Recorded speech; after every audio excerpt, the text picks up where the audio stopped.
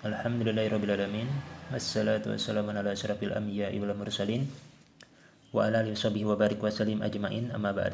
Teman-teman, saudara-saudaraku yang beriman dimanapun berada, kembali di edisi kesempatan pada hari Kamis, masih dalam suasana Jumadal Awal ya, artinya tidak lama lagi, beberapa hari lagi kita akan memasuki bulan Jumadal Akhir yang artinya akan semakin dekat kepada Ramadan. Mudah-mudahan kita semua masih dalam limpahan rahmat Allah Subhanahu wa taala, dan dengan limpahan rahmat dan pengampunannya mudah-mudahan kita tetap diberikan kesehatan, dan sampailah mudah-mudahan kita berharap pada Allah Subhanahu wa taala disampaikan sampai datangnya bulan Ramadan kita bisa melakukan aktivitas amalia agar semakin baik dan semakin meningkat ketakwaan kita kepada Allah Subhanahu wa taala.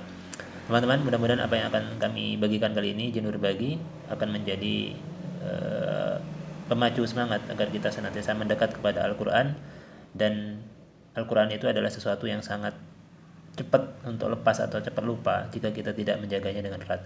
Mari kita merujuk kepada redaksi hadisnya yang tercantum kali ini di kitab Sunan Ibnu Majah di halaman 415 di kitab adab ya, di bab yang ke-52, nomor hadisnya 3783. Langsung saja kita bacakan redaksi hadisnya, yaitu a'udzubillahi minasyaitonirrajim. Bismillahirrahmanirrahim. Rawi hadisnya terhubung kepada sahabat Ibnu Umar atau Abdullah bin Umar bin Khattab. Qala Ibnu Umar berkata, qala Rasulullah sallallahu alaihi wasallam bersabda, masalul Qur'ani masalul ibilil muaqqalati. Jadi pemisalan Al-Qur'an itu bagaikan seekor unta yang diikat. Jadi orang yang mulai menghafal atau sudah hafal beberapa ayat, beberapa juz dari Al-Qur'an itu, perumpamaannya seperti unta yang diikat.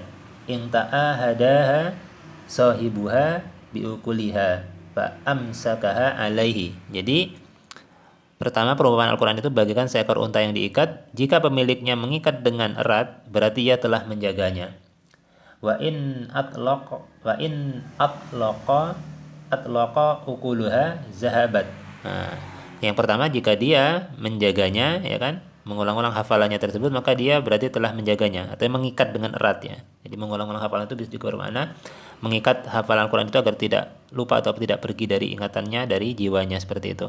Kalau dia mengikat dengan erat, ya menjaganya dengan murajaah, berarti dia telah menjaganya gitu. Jadi kalau misalnya tidak dimurajaah, berarti nanti apa akibatnya? Akan tetapi jika ia melepas ikatannya, ya kan, di sini an atlaqa ukulaha, jika ia melepas ikatannya, maka zahabat gitu. Niscaya unta itu akan lepas darinya. Artinya Al-Qur'an itu jika tidak dijaga, dihafalkan setelah hafal tidak diistiqomahkan untuk murajaah hafalan, maka akan bisa lupa seperti itu. Jadi jangan kalau misalnya setelah hafal, jika setelah hafal ada timbul rasa malas untuk mengulang, maka itu harus dilawan. Makanya ahli Quran yang benar itu walaupun belum hafal 30 juz, dia tidak akan meninggalkan sholat malam, karena disitulah momen dia menjaga hafal Al-Qur'an itu yang efektif. Kalau dari pagi hari, siang hari, sampai sore itu sudah banyak bercampur dengan aktivitas. Nah, walaupun ada beberapa orang yang bisa mengefektifkan waktu di waktu-waktu siang ataupun pagi ataupun sore hari. Tetapi waktu malam untuk kita bangun tahajud misalnya di sepertiga malam terakhir atau sepertiga malam pertengahan sampai ke menjelang subuh, itu adalah waktu yang efektif.